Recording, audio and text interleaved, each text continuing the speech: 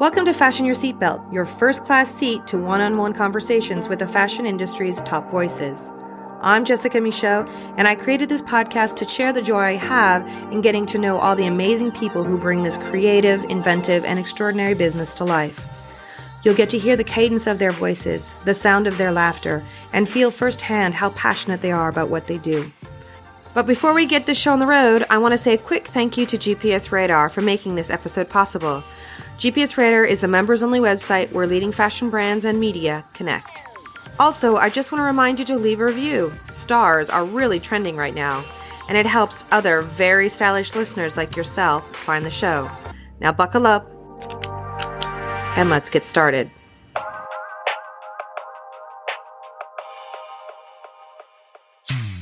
Belgian designer Cedric Charlier is about to celebrate two milestones in his life: the 5th anniversary of his brand and his 40th birthday. Both dates have kind of snuck up on him, and that's because he's the kind of designer who is so incredibly focused on his work that he doesn't pick up on these sort of things.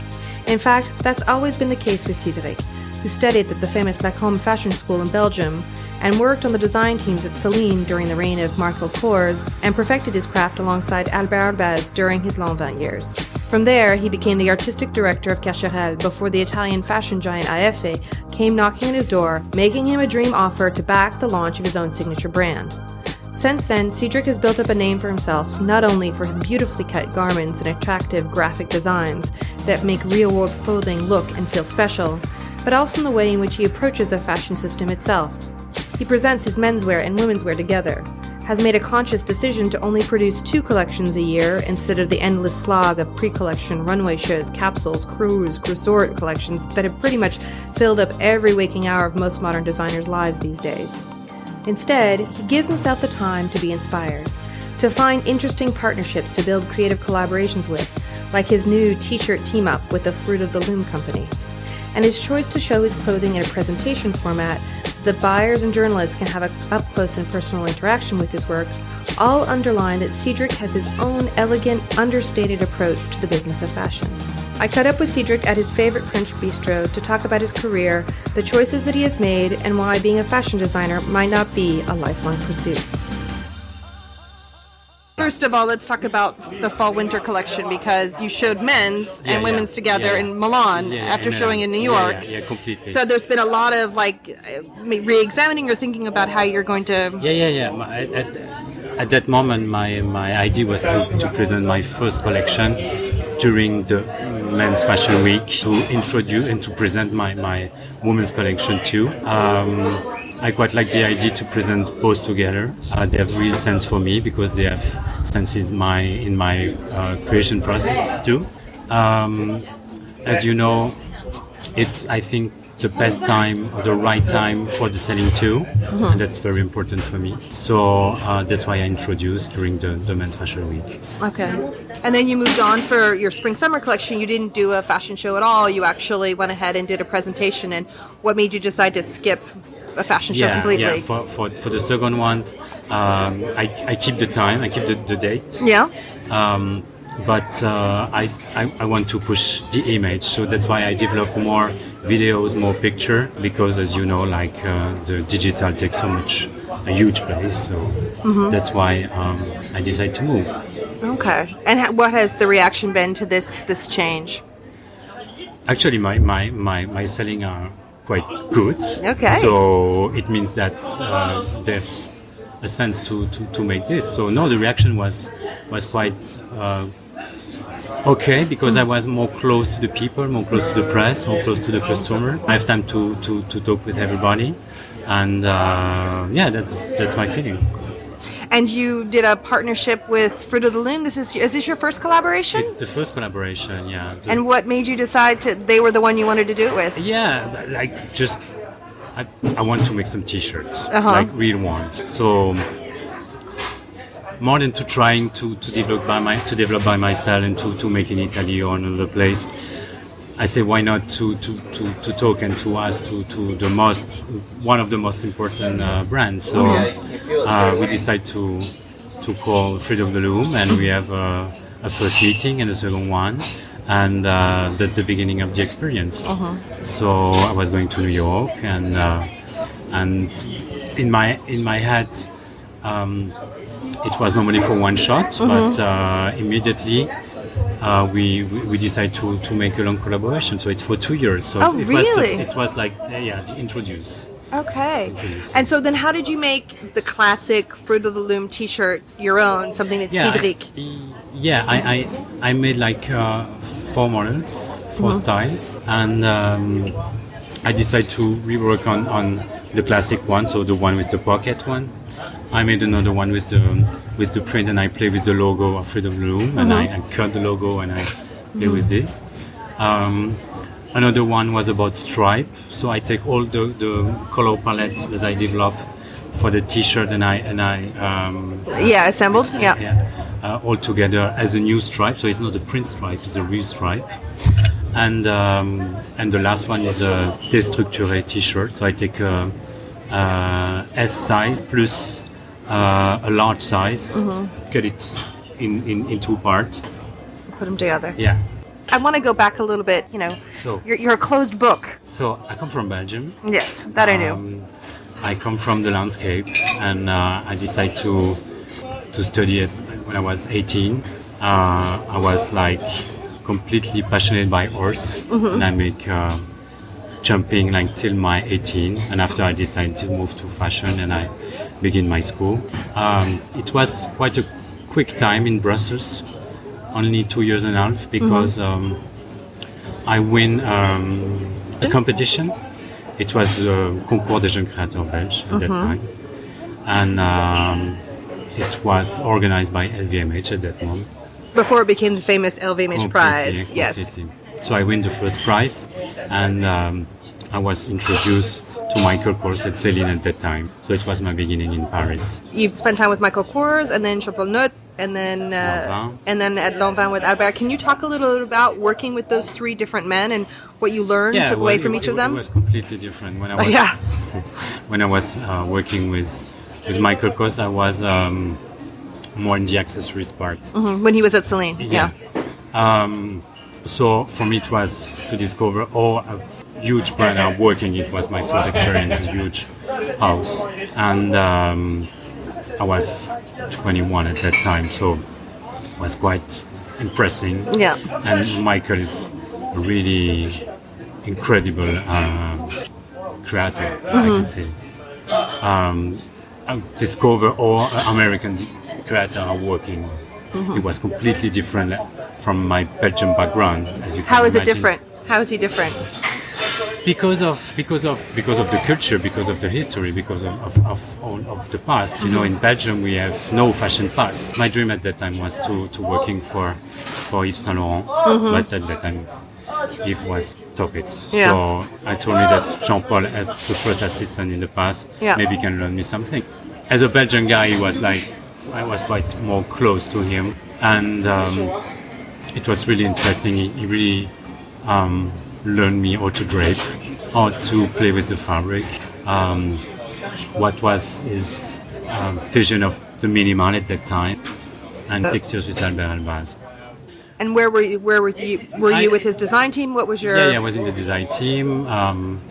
I was first in charge of different things, everything that was outside of the atelier during 1 year. And afterwards I became the first assistant with another girl. And it was the very great moment at Lanvin. Yeah. It was really incredible. It was the moment that we are all working around the table. It was like a kitchen, and it was like a lot of discussion, a lot of blowing, a lot of fitting. It was my school, actually. That was your real school. It was my real school.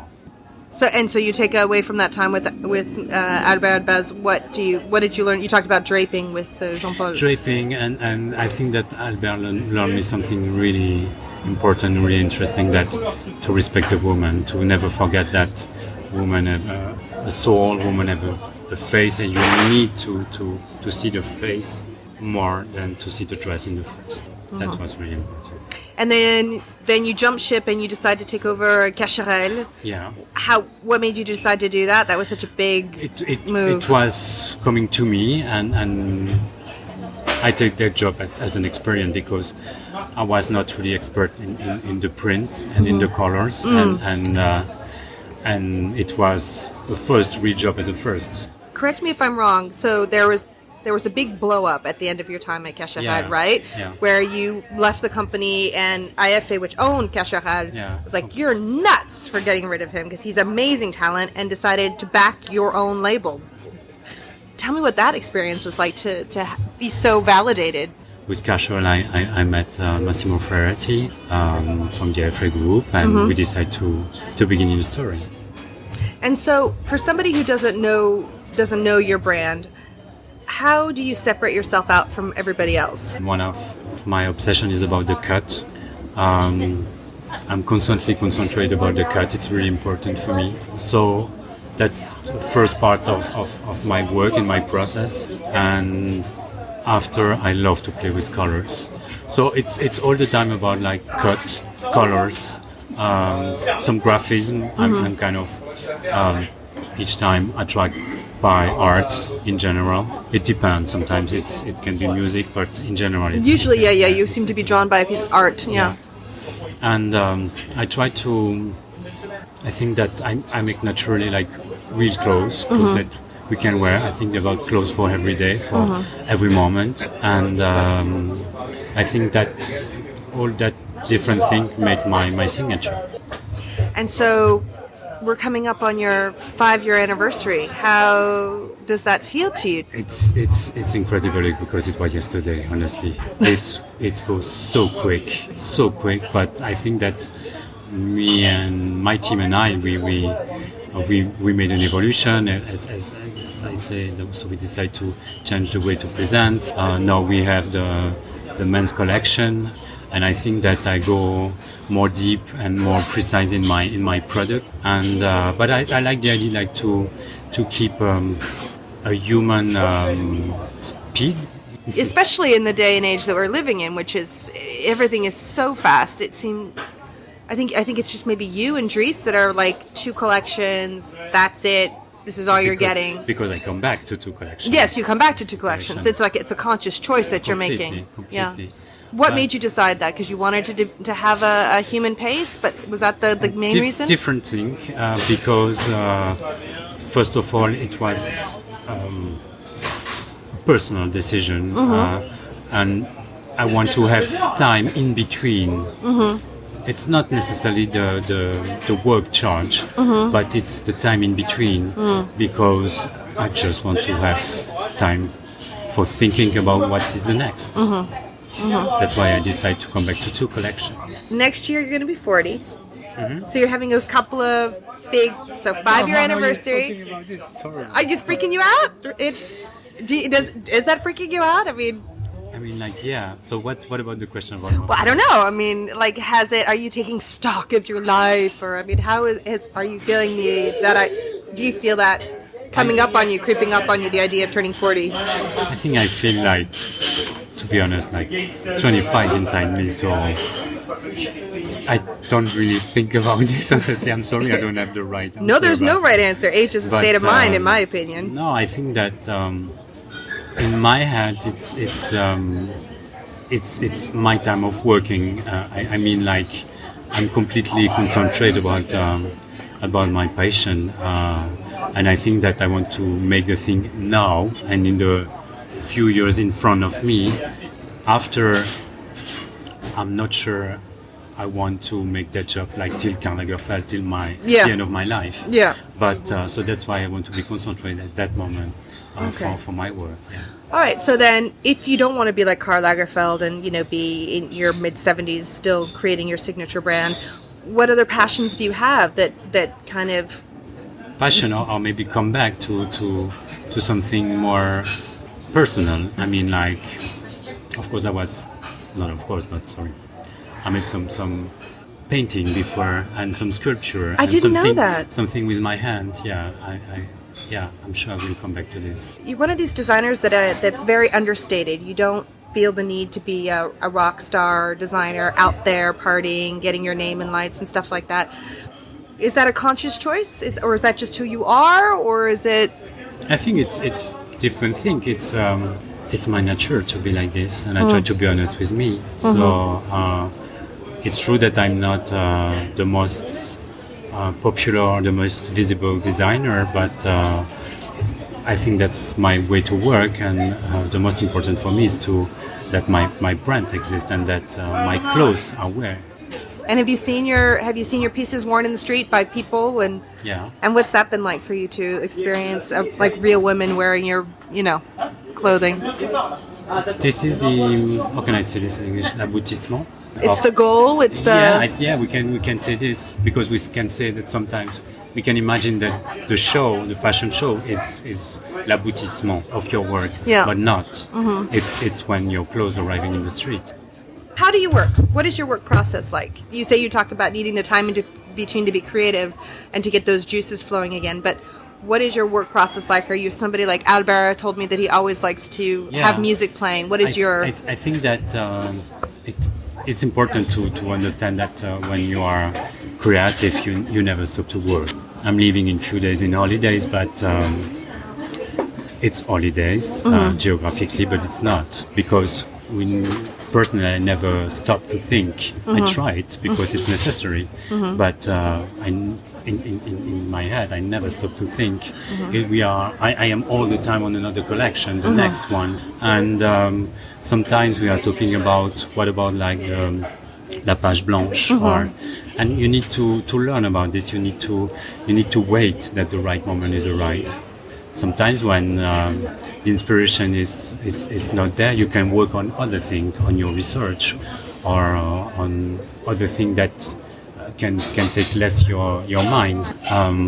But it's all the time a creative process. Yes, completely. That's why my food is my curiosity, and that's why it's really important to try to have like a lot of injection of sensation. Yeah, stimulus. Yeah, completely. So that's my process.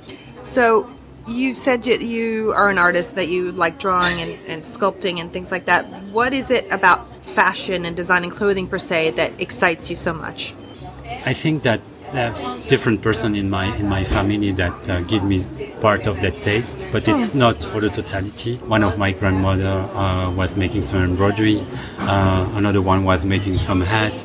I think that in my child moment it was like quite close to me, but I remember on the television I saw one interview of different important person, and I discovered the fashion world, and it was shining in my eyes. Really? Okay. And I remember I was 14, and I told me that life can be very hard in general, or sometimes. And personally, I don't have like a very hard moment in my child moment, but I feel that sometimes like life can be very cruel or more than this. And I think that the fashion world at that moment was something for me as, not as a dream, but as a way to live. In your mind's eye, who is the Cedric Charlier woman or man? Both. For both, like for women and men, I don't specifically work for a type of guy or a type of woman. I prefer to think about different moments precisely, because after, for me, that my customer choose the clothes and choose the right moment. Yeah, I'm sorry, I don't want to say about like eyebrow, no specific guy. Yeah. So no, I like that answer very much, actually. It's more about moment for me. Like picking something for a moment. Okay. So these are the 5 generic fashion questions. And the first one is, who is your favorite designer, living or dead? Cristobal Balenciaga. What is one piece of clothing that a woman should really invest money in? Coat. A good coat. Okay. What is a fashion trend that you will never follow? First of all, never say never. Gothic one. What is your most treasured piece of clothing that you own? My white t-shirt. Your white t-shirt? From just your white t-shirt. Okay, interesting. Okay, final question. What do you love most about fashion?